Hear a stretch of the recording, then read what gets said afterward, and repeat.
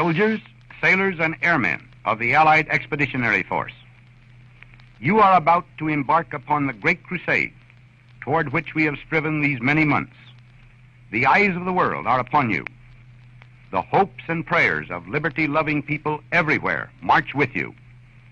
In company with our brave allies and brothers in arms on other fronts, you will bring about the destruction of the German war machine, the elimination of Nazi tyranny over the oppressed peoples of Europe, and security for ourselves in a free world. Your task will not be an easy one. Your enemy is well-trained, well-equipped, and battle-hardened.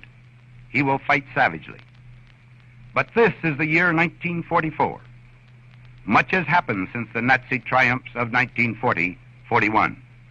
The United Nations have inflicted upon the Germans great defeats in open battle, man to man. Our air offensive has seriously reduced their strength in the air and their capacity to wage war on the ground. Our home fronts have given us an overwhelming superiority in weapons and munitions of war, and placed at our disposal great reserves of trained fighting men. The tide has turned. The free men of the world are marching together to victory. I have full confidence in your courage, devotion to duty, and skill in battle. We will accept nothing less than full victory. Good luck, and let us all beseech the blessing of Almighty God upon this great and noble undertaking.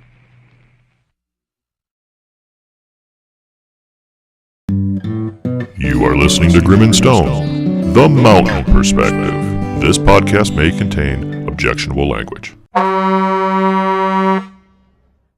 Welcome to Grim and Stone, The Mountain Perspective. This is our take on what's happening in the world. How you doing, Stoney? I'm doing pretty good for the day that it is. Yeah, with that intro we had, that tells you exactly what day it is. D-Day, June 16th, 1944. 160,000 Allied troops landed along the 50-mile stretch of heavily fortified French coastline to fight Nazi Germany on the beaches of Normandy, France. General Dwight D. Eisenhower called the operation a crusade in which we will accept nothing less than full victory. More than 5,000 ships and 13,000 aircraft supported the D-Day invasion. And by day's end, on June 6th, the Allies gained a foothold in Normandy. The D-Day cost was high. More than 9,000 Allied soldiers were killed or wounded, but more than 100,000 soldiers began the march across Europe to defeat Hitler. So, That's a huge operation. Operation Overlord, that was the shit. Yeah. Well, got us going. Yes, it did. Yes, it did. And June is also an important month for you and I and quite a few of our brothers in arms. June 14th is the Army's birthday. And this year she turns 238 years old. 238 years ago, our nation's leaders established the Continental Army, beginning a rich heritage of successfully defending this great country and her citizens. Today we not necessarily today, on, on June 14th, we celebrate the continued strength, professionalism, and bravery of our ready and resilient soldiers in the all-volunteer force. Our soldiers remain Army strong with a lifelong commitment to our core values and beliefs. Following more than 12 years of war, the Army remains committed to the readiness, training, and advancement of the total Army through the Army initiatives. So, happy 238th birthday to the Army on June 14th. We'll probably do something on the 13th for them. So, there you go. Sweet. All right, now, we've had some good happy news. Now we got some weird news. Russia wants Seagal to be face of weapons industry. Moscow. Russia is looking at Steven Seagal to be the face of its weapons industry as it guns for first place. Oh, bad pun. As it guns for first place in the world arms market.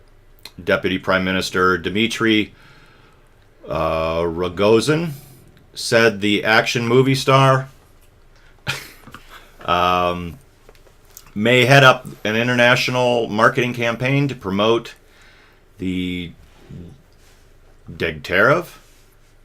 Yeah, it looks like Degtyarev. Okay, Degtyarev arms plant.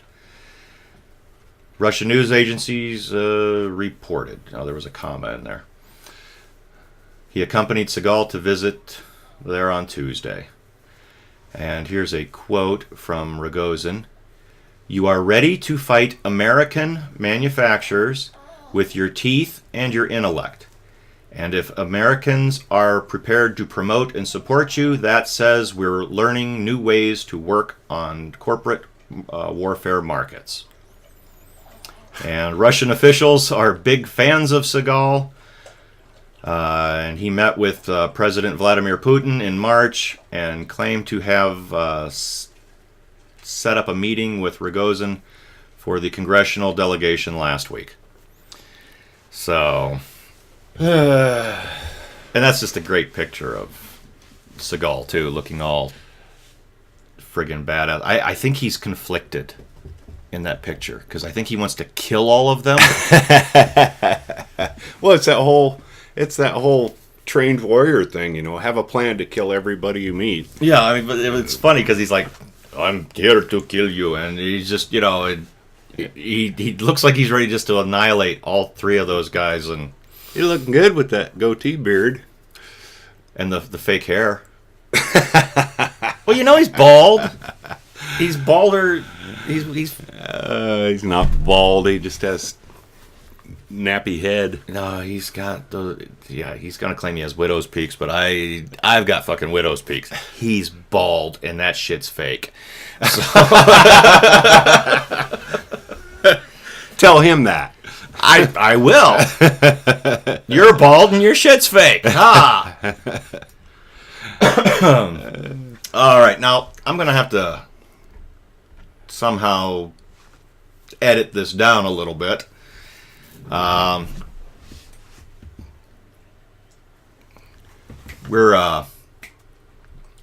Mr. T is our famous veteran of the day. Let's see here. In the beginning, he was just plain old Lawrence Turod? Something like that. Something. Lawrence. A kid from the projects of Chicago, part of a large family, 4 sisters and 7 brothers. Damn. Just struggling to get by. His physical abilities were evident from an early age. When he became the citywide wrestling champion 2 years in a row at high school. Unfortunately, he didn't have much motivation for academics and ended up getting expelled from Prairie View A&M University after 1 year on a football scholarship. After leaving school, Mr. T enlisted in the United States Army in the mid-70s and served in the military police corps. In November of 1975, he was awarded a letter of recommendation by his drill sergeant. And in the cycle of 6,000 troops, he was elected top trainee of the cycle and promoted to squad leader. What the hell is wrong with my dog? She's under the bed grumbling about something. Anyway. So he was top trainee of the cycle and promoted to squad leader. Now this part's funny because I've been to this place. In July of 1976, his platoon sergeant punished him by giving him the detail of chopping down trees during training at Fort McCoy in Wisconsin. But the sergeant did not specify how many trees that were to be cut down. So Mr. T single-handedly chopped down over 70 trees in the span of 3.5 hours before being relieved of the detail. Well, he's motivated. Oops. And I've been to Fort McCoy, and he didn't cut down enough. That place, it's sand and pine trees and lime, deer ticks. After his discharge, he tried out for the NFL Green Bay Packers, but failed to make the team because of a knee injury. Because of his training as as an MP, he ended up using that experience to be a bouncer in Chicago nightclubs.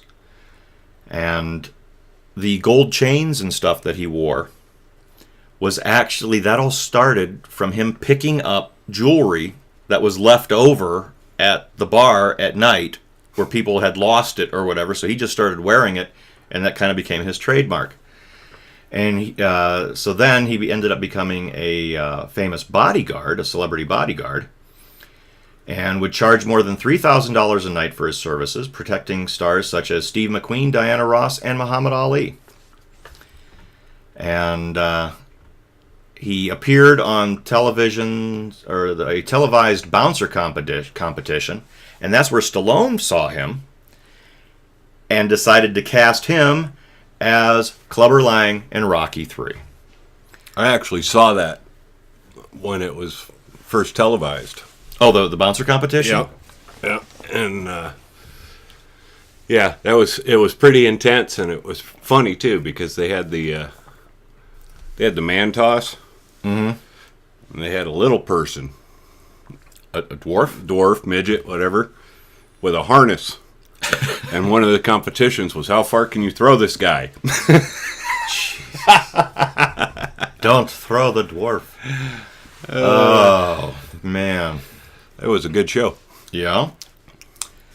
So, after Clubber Lang thing, let's see here. Mr. T's Army roots came back into play when he was cast as Sergeant B.A. Baracus in as an Army Special Forces vet in the A-Team in 1985.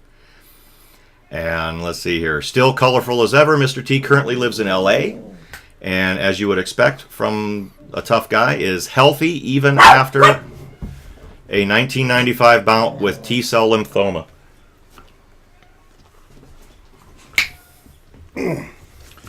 So, there we go. There's our famous vet. Outstanding. So, big salute to Mr. T.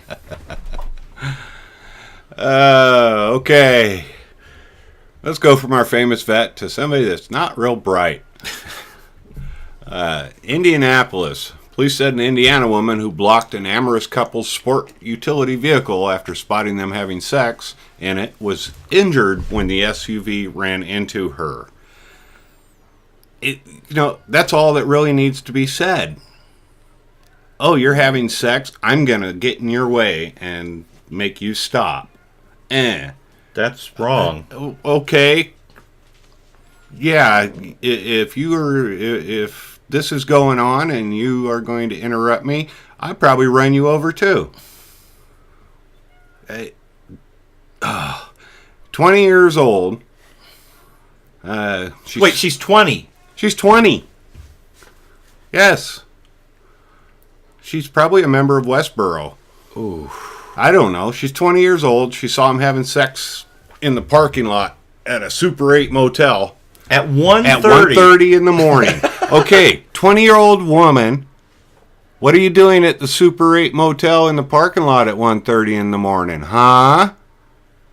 What, are you peeking out your window? Or, sneaking home from God knows what?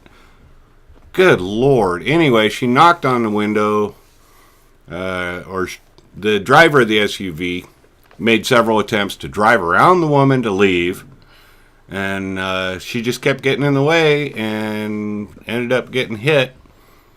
So she complained of an intense pain in her arm, and she told police she'd arrange her own ride to the hospital for treatment.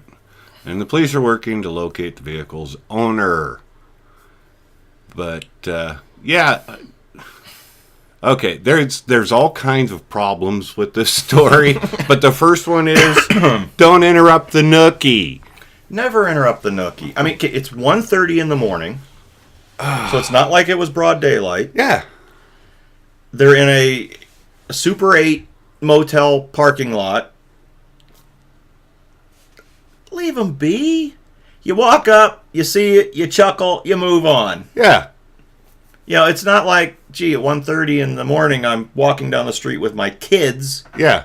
And, and they're on the grass. Well, and she's 20. She's got to look like the back end of a friggin' horse and just pissed because nobody's doing her. Or she's completely brainwashed by something. Anyway, yeah. Good for them for getting their nookie on and running over the prude. Well, they tried not to hit her, but she was being stupid. Well, yeah. Anyway. Going now to the Foreign Republic of California. Bob Fletcher dies at 101. Saved farms of interned Japanese Americans. And this is a story I read years ago, and I don't remember the details of it from that story. But Bob Fletcher, a former California agriculture inspector, who ignored the resentment of his neighbors and quit his job in the middle of World War II to manage the fruit farms of Japanese families forced to live in intern camps, died May 23rd in Sacramento at 101. His death was confirmed by Doris Takeda, who was 12 when Mr. Fletcher agreed to run their farm in 1942, when she and her family were relocated to the Jerome War Relocation Center in Arkansas. Her words are, "He saved us." Now, what I find amazing about this farm, this story, is here's one guy that did not succumb to the fear-mongering about Japanese Americans. Right. We had an internment camp right here in Missoula in World War II. Mostly Italians, I believe. Really? Yeah. I did not know that. But here's a guy that did not succumb to this, even though he was getting crap from his neighbors. These are American citizens. But because of their lineage, you're going to lock them up, and in the meantime, they're going to lose everything? Mm-hmm. It's... to me, this guy is a hero of the time. Oh, yeah. Because he wasn't standing up for Japanese, he was standing up for Americans who happened to be Japanese descent, yeah. For 3 years during the war, he worked a total of 90 acres on 3 different farms, while also running a Mr. Tsukamoto's farm. He worked 18-hour days, lived in a bunkhouse on Mr. Tsukamoto's farm, paid the bills of all the families, and kept only half the profits. Many Japanese Americans that were interned lost property because they couldn't pay their bills. Well, they were locked up. Yeah. So he saved these folks that when they got released from the internment camps, they had a place to go back to that was still functioning. Yeah. And carry on as Americans. Yep. So, sad to say, Bob Fletcher, 101 years old, passed away, but kudos to him wherever he ended up. True American hero. Yep. And that's all I got. Okay, let's do weather here. And I figured this was appropriate for D-Day. So, here you go, Frenchie. Enjoy your nice weather. Compliments the United States of America. In Carentan, France, which was, that was a city that was turned into a hub for a lot of the troops in the area. Right now it is 58 degrees, partly cloudy, winds out of the northeast at 14 miles an hour with a humidity of 78%. They're looking at a high of 60 degrees and partly cloudy. And tonight we're looking at a low of 54 degrees, mostly clear with a 10% chance of rain, winds out of the east-northeast at 16 miles an hour with a humidity of 89%. Ooh. Wow. Yeah, enjoy the nice temperatures, but Hope your balls stick to your leg. Yeah, that's going to make those frog legs chewy. Wow. So, there we go. I think that about does it. Yeah, I think so. So, today is Thursday. It is D-Day. And everybody have a good weekend, and we will see you on Monday. Keep your powder dry.